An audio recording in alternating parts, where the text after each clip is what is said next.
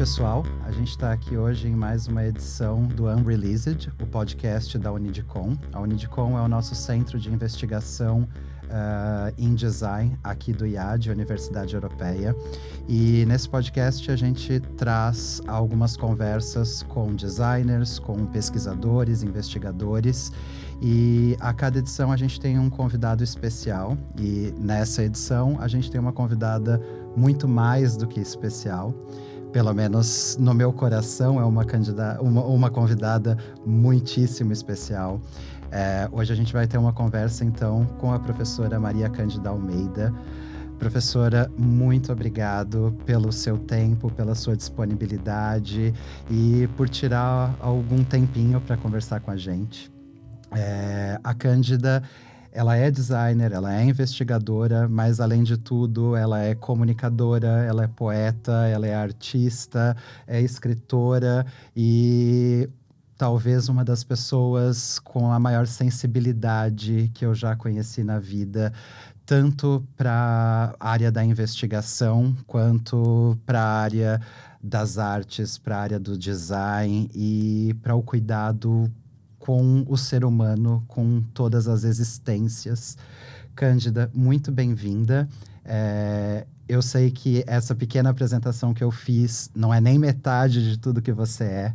Então, queria que você falasse um pouquinho com a gente, falasse quem você é, essa pessoa extraordinária que você é. Então, muito bem-vinda.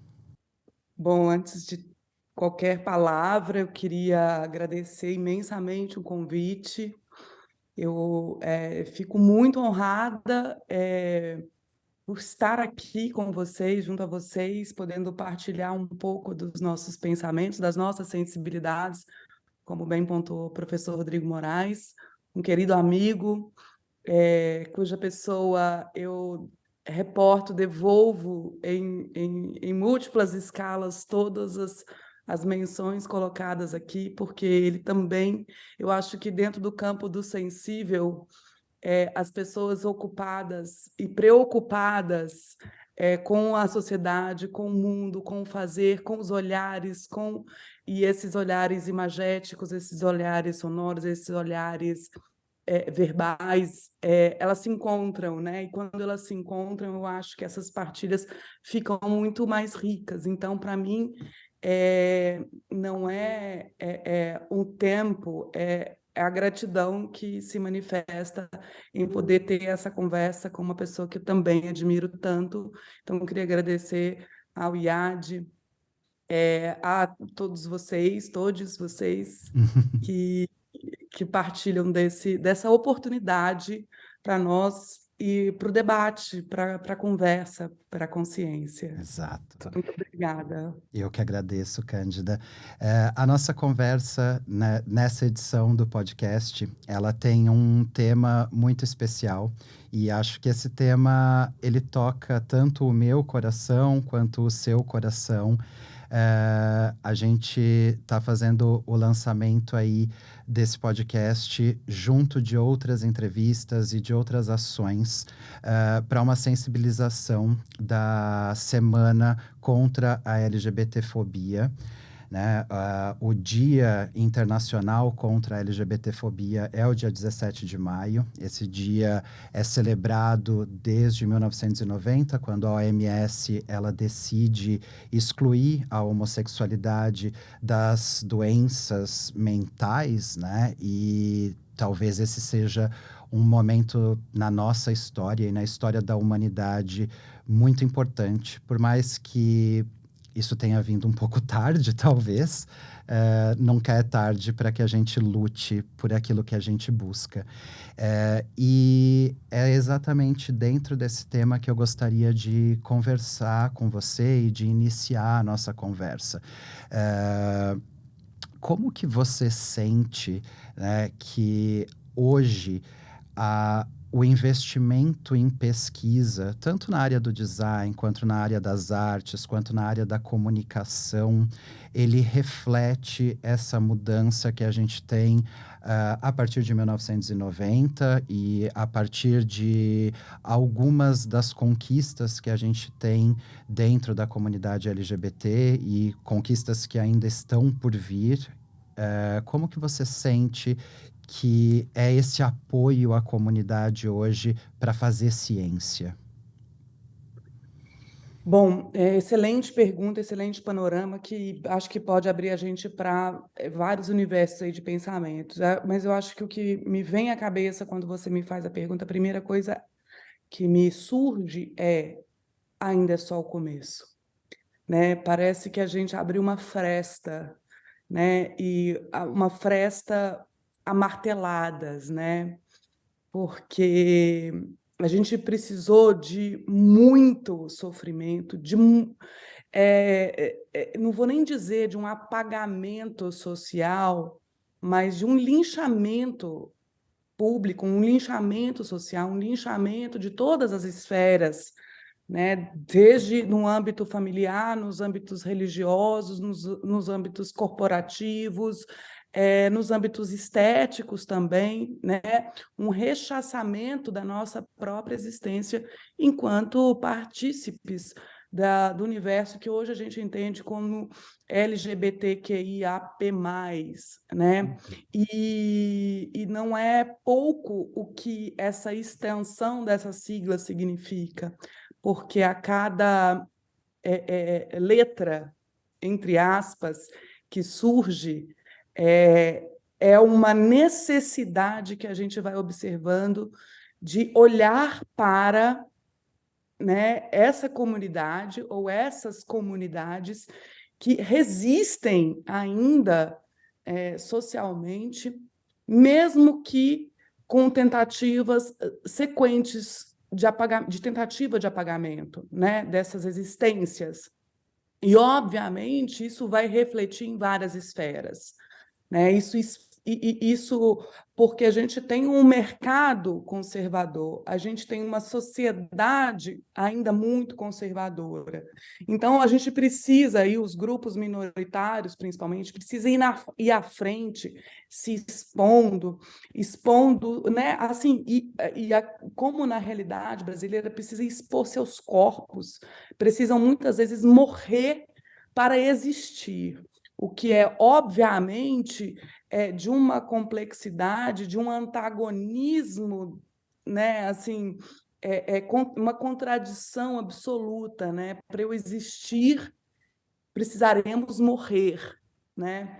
E não só no Brasil, como em todo o mundo, muitas pessoas LGBTQIA+, ainda morrem. Então, por termos uma sociedade conservadora, e, obviamente, isso vai refletir na forma como o mercado se comporta, como a publicidade se comporta e, obviamente, como o design vai se comportar em relação às representações que o design precisa fazer, que muitas vezes precisam atender a demandas mercadológicas. Beleza, eu comecei minha fala falando que existe uma fresta. Nessa pequena abertura entra luz.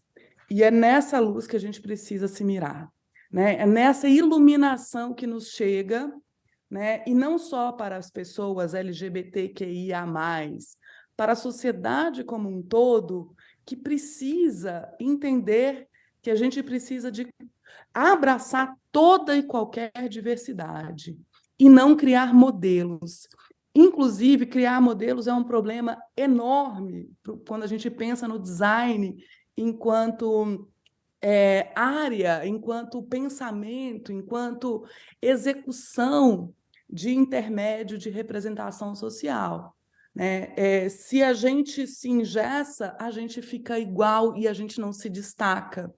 Então, é paradoxal, mas a diversidade é o único caminho, no meu entendimento, para a evolução social, para a evolução estética, para a evolução mercadológica, e, obviamente, isso vai refletir no campo da comunicação, no campo do design, no campo das artes, e, claro, na forma como a sociedade vai estabelecer relações por meio desses mediadores, né, que são a publicidade, o design, enfim, e a prática. Dentro disso, a pesquisa começa a abrir mais espaço, dependendo das instituições às quais está vinculada também, isso muito fortemente. Começa a haver, né, assim, hoje, pesquisas mais voltadas, mas é muito recente para uma sociedade que há muitos e muitos anos, desde a sua existência, ela existe enquanto diversidade. Se encobriu, se encobre ainda muitas vezes, mas agora começa-se a ver grupos de pesquisas, projetos de pesquisas, né, institutos, mas se a gente for perceber, tudo muito voltado ainda para uma lógica de resistência, que, no fundo, o que a gente deveria ter é lógica de partilha, né, de uma existência partilhada, e não de uma resistência necessária. Sim. É muito interessante. Eu, nesse momento, você tocou no tema da representatividade, e nesse momento eu tenho desenvolvido uma investigação que trabalha exatamente a questão da representatividade sobre um outro ponto de vista. Acho que posso até falar um pouquinho aqui sobre essa investigação. Hoje a gente discute muito a gente tem discutido muito na área do design a coisa da inteligência artificial, se é isso que vai acabar com os designers, com a vida dos designers, com o fazer design. E eu tenho discutido muito isso, porque, na realidade, o que a inteligência artificial faz é vomitar um reflexo da cultura.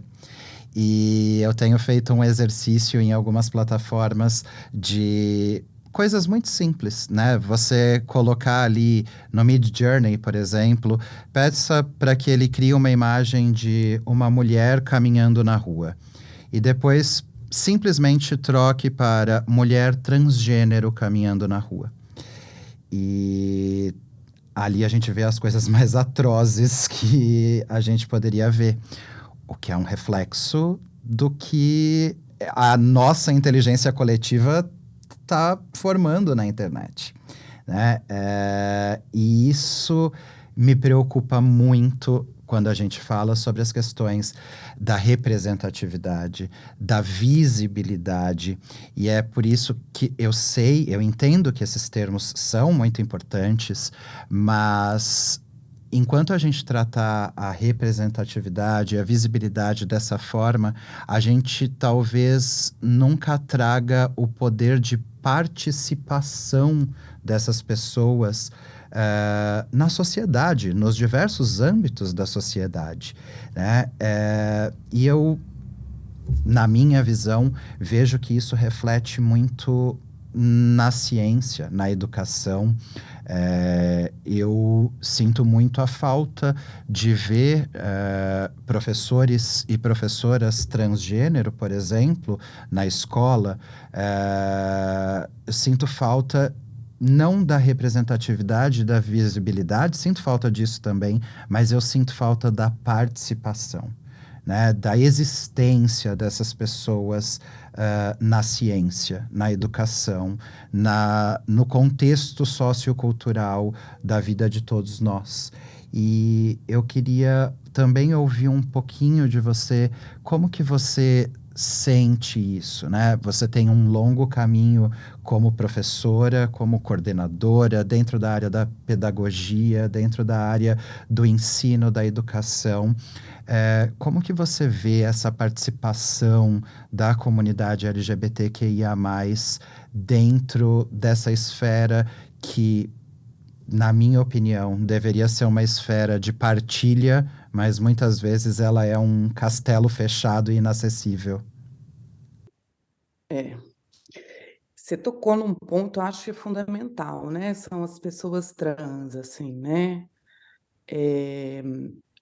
E infelizmente, a gente só tem essa presença muito pontual e diante ou de uma sorte ou de uma batalha de muitas marcas para essas pessoas, sobretudo. Né? Aqui no Brasil, a expectativa de vida de uma pessoa trans é de 35 anos. Isso eu acho que já mostra, representa bastante os espaços. E são pessoas que, por falta de oportunidades, elas acabam se tornando, acabam ocupando espaços de trabalho que muitas vezes, ou na maioria das vezes, não seriam os espaços que elas sonhariam ocupar, né? E não vou citar nem esses espaços, porque eu acho que isso é só criar uma ideia mais pejorativa né? E todas as pessoas trans que estão no âmbito da educação, elas estão ali sob muita luta, muita batalha, muitas perdidas, poucas vencidas. E, assim, para honrar o sangue e a vida de muitas outras pessoas que não conseguiram sequer sobreviver numa sociedade tão cruel à diversidade. Com relação a... Eu estou há muitos anos no ensino superior, eu já passei por situações, eu estou há 18 anos no ensino superior, e isso me fez passar por gerações diferentes de alunos, né? E ter uma postura como professora diferente, muito pelas lutas, pelo debate que hoje a gente consegue estabelecer com mais acesso, digamos assim, com mais coragem e acesso.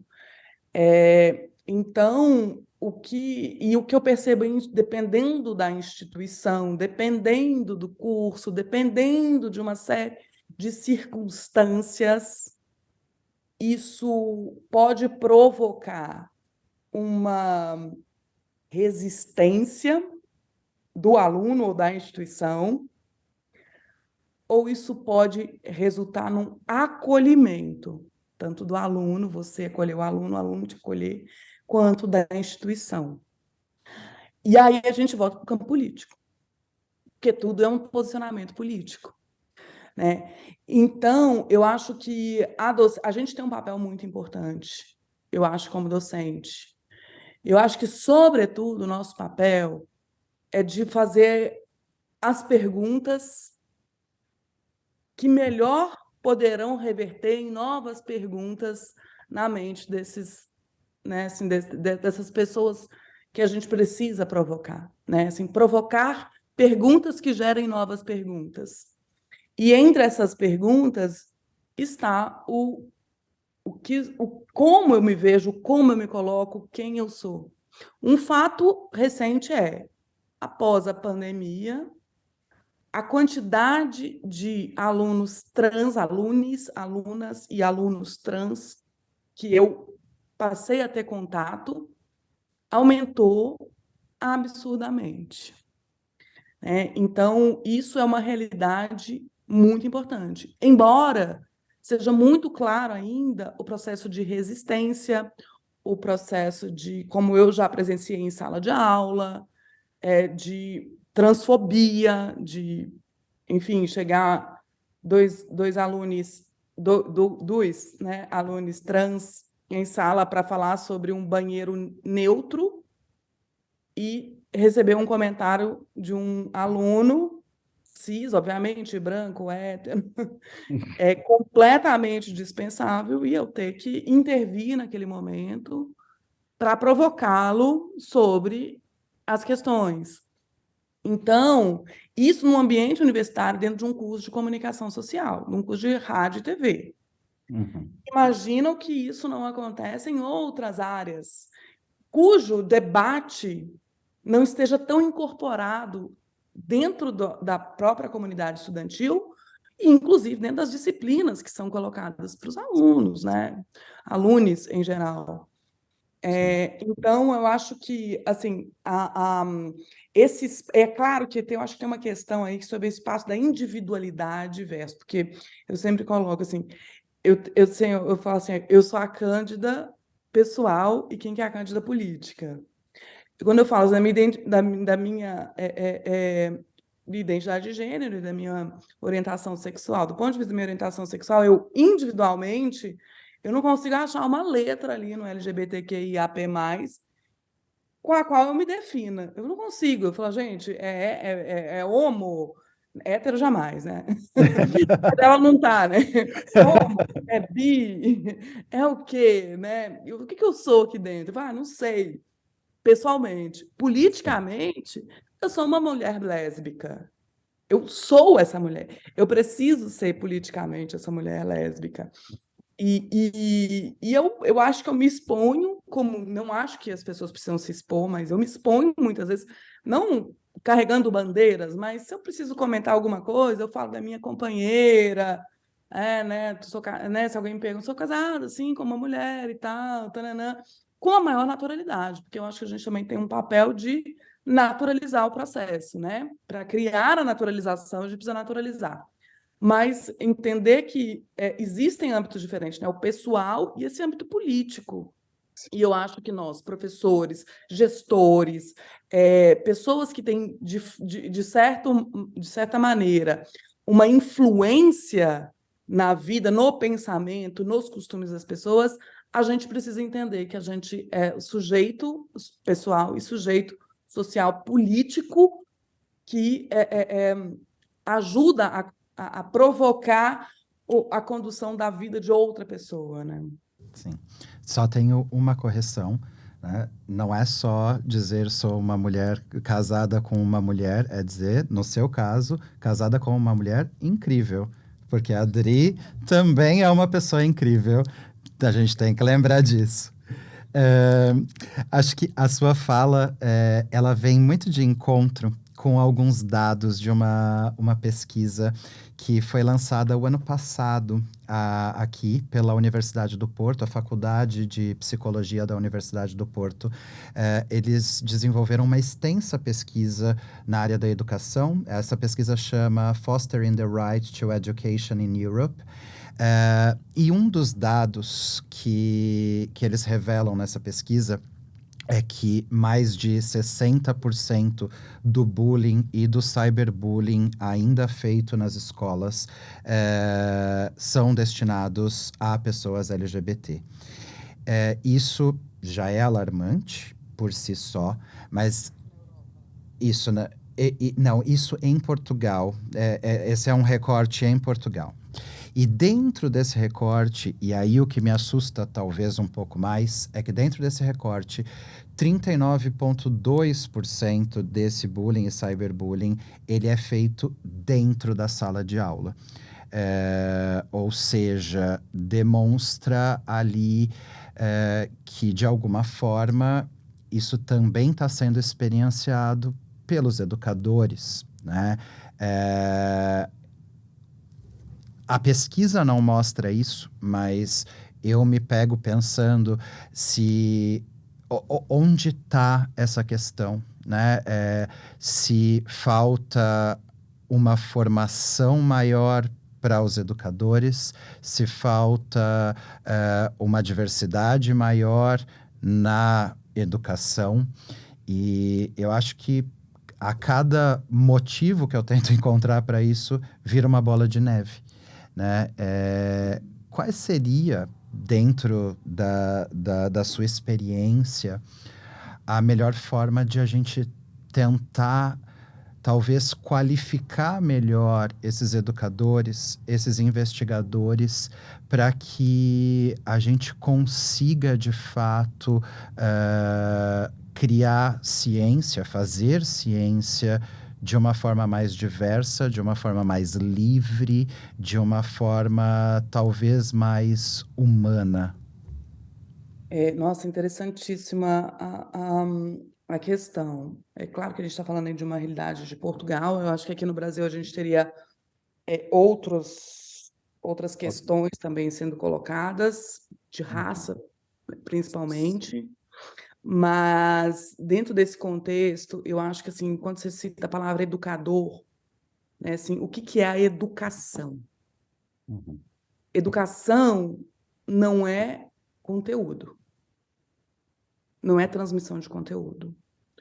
O educador, para mim, é aquele que consegue provocar, e aí eu vou citar o Paulo Freire, né? Que eu acho que é internacionalmente conhecido, né? Sim. Nosso grande pesquisador, né? Na pedagogia, inclusive que tem dos livros mais importantes, a Pedagogia do Oprimido, né? Exato. Trazendo um pouco da reflexão do Paulo Freire para esse nosso debate, o educador ele tem que tratar da realidade dos sujeitos. Então, assim, se eu sou uma pessoa pesquisadora e se eu vou entrar numa sala de aula e vou só falar da minha pesquisa, daquilo que eu estudei, se eu não me deslocar para as realidades que se impõem, eu não estou educando. Eu estou reproduzindo apenas aquilo que eu já penso. Eu não estou me formando e muito menos contribuindo para a formação de alguém. Eu posso contribuir para o repertório dentro de um determinado conteúdo, mas eu não estou contribuindo para o pensamento. E se a gente está falando de sociedade, tudo que ocorre na sala de aula e no contexto desses estudantes, isso tem que fazer parte do debate, isso tem que fazer parte dos exemplos, isso tem que fazer parte de uma tomada de consciência. E olha bem, Rodrigo, quando a gente fala em ciência, a gente precisa lidar com as hipóteses. Exato. As hipóteses, elas não surgem de um exercício que a gente fica ali, eu preciso de uma hipótese, eu preciso de uma hipótese. Elas surgem justamente no contexto em que a gente se desloca do nosso campo. E a gente olha para o outro, a gente olha para o contexto, a gente vê algo diferente. Por isso que o campo da hipótese é o campo da criação, está ali dentro do mesmo patamar dos insights artísticos. Porque se você olhar só para a sua realidade, para o seu contexto, para o seu conteúdo, para aquilo que você pesquisa, você não estará saindo do lugar jamais e não estará provocando ninguém a sair do lugar. Para que a ciência existe? Não é para a gente provar as ideias que a gente tem. A ciência existe para a gente compreender o mundo. Compreender o mundo em toda a sua complexidade física, química, biológica, social, né? E essas tecnológica e todas essas interrelações entre essas várias esferas, esses vários sistemas que estão amalgamados necessariamente, né? Então, se nesse exemplo, claro, que você colocou, esse dado impressionante de que o cyberbullying acontece em sua maior parte em sala de aula, olha que oportunidade que esses educadores ou pretensos educadores perdem de interferir, não de dar uma bronca, não de falar o que é certo, o que é errado, porque você dar uma bronca ou falar o que é certo, o que é errado, só vai fazer com que a outra pessoa reforce o seu ponto de vista no sentido de reagir, né? Ela vai reagir ali, reafirmando o seu lado, te rechaçando, não pensando. Mas o quanto ela não faz, deixa essa oportunidade de provocar um pensamento no momento. Mas aí tem algumas questões que ficam me assim lulando na cabeça, na minha mente. O primeiro ponto, será que esses dados coletados foram justamente porque os professores relataram? Aí eu precisaria entender mais essa pesquisa, porque é uma realidade mais fácil de ser mapeada, né? Então, essa para mim seria um ponto.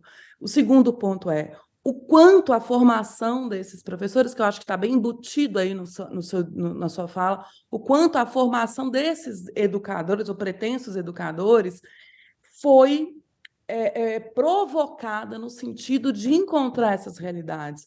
Em resumo, o quanto o Paulo Freire esteve presente nesses cursos de pedagogia e outros teóricos tão importantes e tão progressistas no sentido do pensamento pedagógico estão. Porque o que a gente vê ainda são sistemas curriculares montados em bases conteudistas. Né? Assim, dificilmente a gente não vê um sistema curricular que não é montado sobre conteúdos que a pessoa tem que saber, e não Uhum. reflexões que ela precisa desenvolver ao longo da vida, né?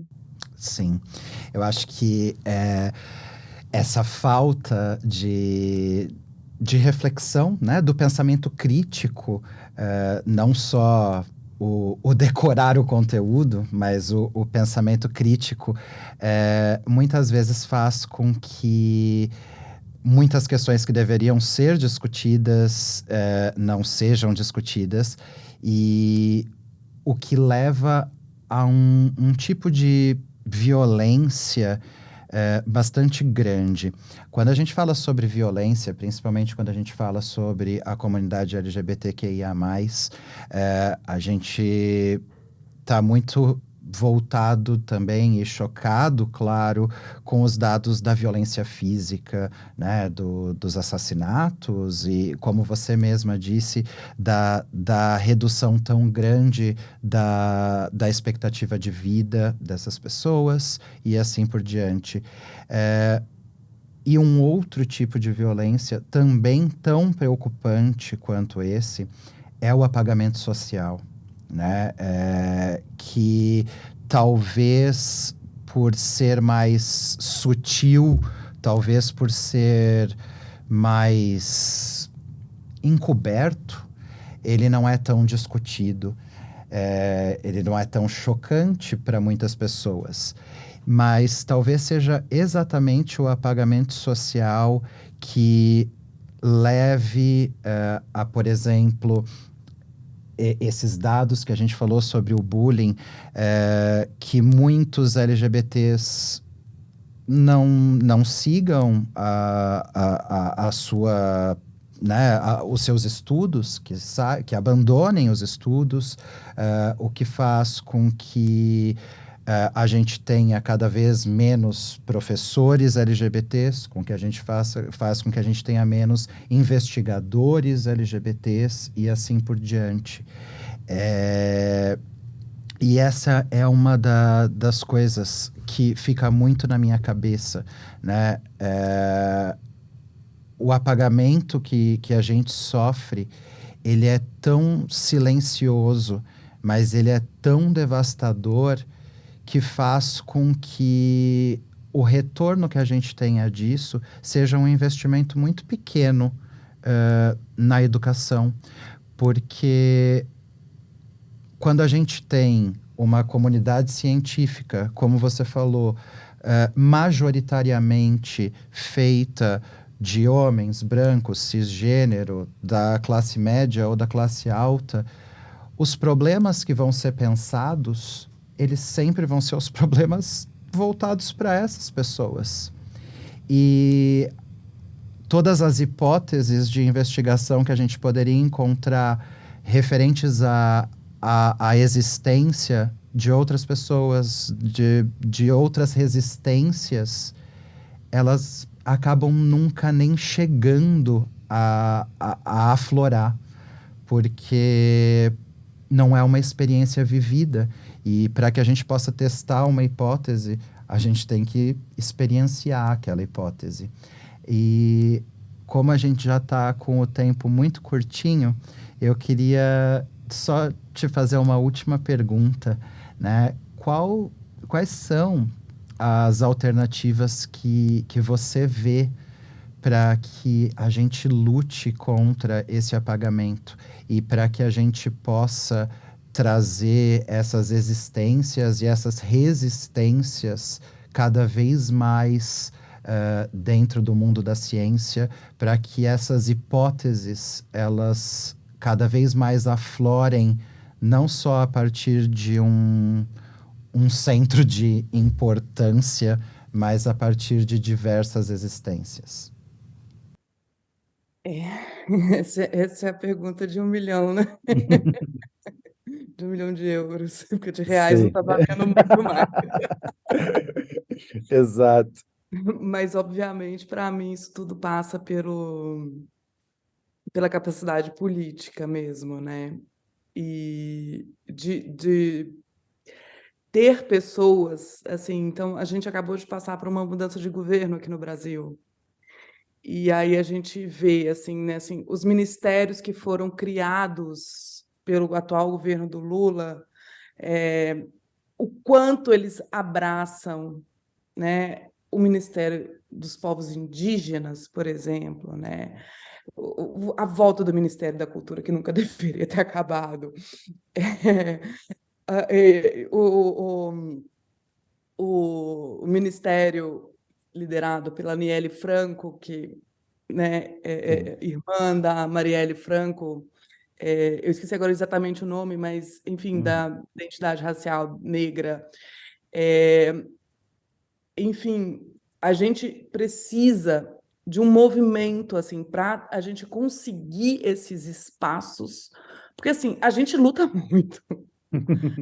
E assim, eu não vou mais colocar nas costas as pessoas LGBTQIA+, que elas têm que fazer mais, elas têm que criar mais grupo, elas têm que fazer muito, e elas têm que fazer aquilo, porque elas estão fazendo. Exato. Elas estão sendo apagadas, ainda que fazendo, ainda que resistindo, ainda que sobrevivendo, né? O que a gente precisa é de uma sociedade consciente, isso parece chavão, mas consciente de quem ela elege. Aqui no Brasil, a gente tem um problema muito sério, que é a eleição do poder legislativo, que eu imagino que não deva ser diferente em nenhum canto do mundo. Né? Assim, eu acho que os representantes do executivo, o presidente da República, por exemplo, ele é só uma parcela. Né? A gente precisa, obviamente, de continuar, nós como docentes, nós como pesquisadores, nós como designers, como publicitários, a gente tem espaços para falar com as pessoas, para serem mediadores e para provocando e para criando esses espaços, essas aberturas, essa consciência.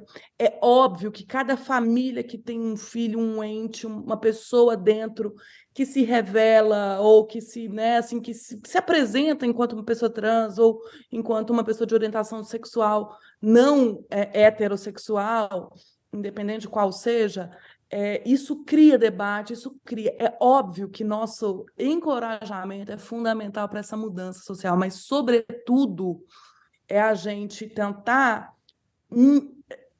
mostrar, cara, que aquela conversa que a gente teve no início, a gente não precisa de medo para ser diverso, porque quanto mais diverso, mais oportunidades a gente vai ter. Então, assim, eu acho que isso vai passar muito, passa pelos nossos colos, dentro de uma educação, passa pelos colos, obviamente, de políticas públicas, daí, para mim, a importância da participação do Estado, né, não dos governos, mas do Estado em políticas públicas eficientes na formação, né, assim, de um ensino público que, né, assim, que seja diverso. Então, eu acho que a gente tem passado por isso, com resistência, com apagamento, com um clima de ódio aí sobre os nossos corpos, sobre as nossas vidas, né? Pessoas que nos odeiam e não sabem por que não, eles simplesmente não, porque a gente existe, né? Agora, uma outra coisa que eu queria pontuar, a gente precisa de dar espaço para as pessoas falarem dos seus lugares. Homem branco, cis, hétero, normativo, de classe média alta, fala só sobre eles. Essas pessoas não falam pelos LGBTs. Então, assim, acredito que as pessoas podem pesquisar o que elas quiserem, podem pesquisar, mas, assim, por favor, vamos apoiar quem fala do seu lugar, quem fala da sua realidade. Eu sou uma mulher branca, eu posso falar sobre a questão racial? Posso, mas eu não tenho esse lugar de fala, eu não conheço a realidade. Então, eu preciso que essa bolsa de pesquisa seja dada por uma mulher preta, e não para mim. Exato. Eu posso me ocupar de outras questões, né? Porque a gente é muito atravessado. As telenovelas falam por nós, falam pelos LGBTs, falam pelos... Assim, a gente precisa que as pessoas diversas falem sobre a realidade e pela realidade dela. Não é uma relação proibitiva, mas esse espaço precisa ser priorizado e a gente precisa continuar conversando. Não é proibir, jamais, não é... Pelo contrário, quanto mais debate, melhor. Mas que essas vozes sejam amplificadas. Cândida, eu não tenho como te agradecer por essa conversa. Acho que foi tão esclarecedor, e não porque a gente chega em respostas, mas porque a gente chega em vislumbres, talvez, de algo melhor. E a forma com a qual você leva esse conhecimento para mim, para todos os nossos ouvintes, é enriquecedor, e eu acho que uma das palavras que eu gosto muito é entusiasmante. Ouvir você, sentir que ainda há como ir em frente, ainda há esperança. E acho que eu quero muito te agradecer por essa esperança que você traz a todos nós. Queria saber se você quer deixar o seu contato para aqueles que estão nos ouvindo, que quiserem talvez conhecer um pouco mais de você, falar um pouco mais com você.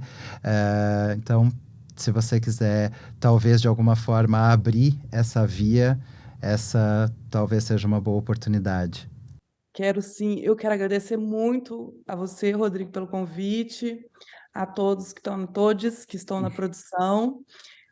Dizer que foi um enorme prazer isso. Esses são os momentos de enriquecimento, os momentos em que a gente é perguntado, que a gente vai conversando e vai trocando, e o quanto eu aprendi com você também nesse momento, assim, quanto é rico e o quanto nos falta esse momento para a gente avançar, porque o que a gente está fazendo aqui é podcast científico, a gente está colocando questões muito fundamentais e que hipóteses surjam nas cabeças, nas mentes, nas nossas, de todos que estão nos ouvindo. É isso que a gente espera, né? Assim, vou deixar meus contatos, ó, nas redes sociais, todas, tipo, aquela pessoa que pegou primeiro. Cândida Almeida, @Cândida Almeida, Twitter, Facebook /Cândida Almeida, Instagram, @Cândida Almeida. Não sou a pessoa mais frequente. Perfeito. Mas já é uma via de contato. E meu e-mail é candidaalmeida@gmail.com. Tá bem Perfeito. fácil. Cândida, em nome da Unidicom, em nome do IAD, em nome do podcast Unreleased, eu te agradeço infinitamente e não vejo a hora de que a gente possa estar pertinho um do outro para que toda essa esperança que você trouxe para a gente seja traduzida só em um abraço. E Muito obrigado. Eu que agradeço, Rodrigo. Bom dia, boa tarde, boa noite a todos que estão nos ouvindo, qual seja o horário que vocês estão nos ouvindo. Perfeito. Muito obrigada. Também quero muito esse momento, esse olho no olho. Exato. Sigamos, meu amigo, resistamos. Exato. Muito obrigado. E aos nossos ouvintes, logo a gente também segue para os nossos episódios. Então estejam atentos. Muito obrigado a todos. Um beijo.